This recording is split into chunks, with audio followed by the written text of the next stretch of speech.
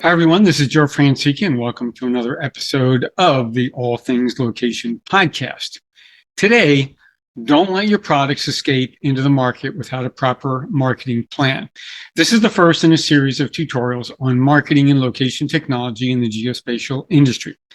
I've titled this series in an homage to the authors of the book, The 22 Immutable Laws of Marketing, Reis and JackTrout. As an MBA student, I was introduced to their philosophy and have adopted it in my consulting practice. Reis and Trout published a number of books in the early 90s, and their advice is as relevant today as it was 30 years ago. The subtitle of the book is just as instructive: Violate the laws at your own risk. So this will be a series that I'll be searching for those companies who have risked it all to violate those laws and precepts of marketing. So for this example, I'll use an actual account where the names of the companies and the individuals will remain anonymous. In this case, a new product was being launched and the product manager was faced with a dilemma. The product marketing team was busy with another product launch, and the product manager was left to develop the marketing plan on their own. The product manager needed funding to do a proper launch, but the product executive said, "No, we can't do that until the marketing team is involved. You'll be stepping on their toes." Okay, then, is the launch delayed? Nope, need to get that product into the market.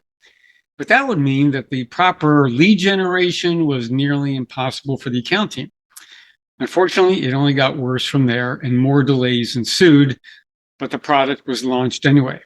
As a result, this was a case of the product escaping rather than having the proper launch with the proper set of collaterals, proper budget to develop messaging, branding, lead generation, native advertising, Google AdWords, and social media, etc. The result, it was lost on management that it takes money to launch a new product and a sincere understanding of the sales cycle, sales enablement, lead generation, branding, target markets, etc. But, and there's always a but, unfortunately, many companies have this exact problem.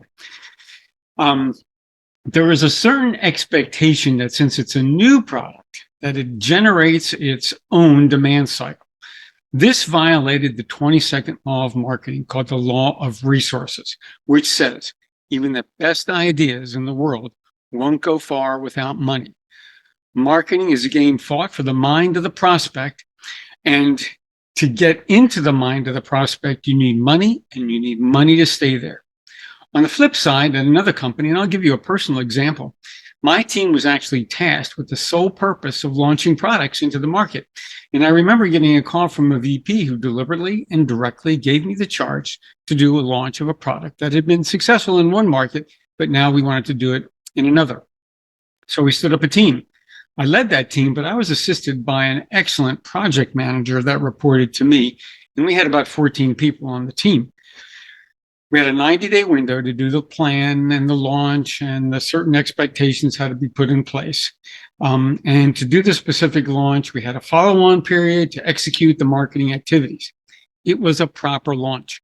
It was a process. And for those of you who are familiar with the college football coach, Nick Saban, he drilled into his players and coaches that the work of successfully winning games is indeed a process. And it starts with preparation.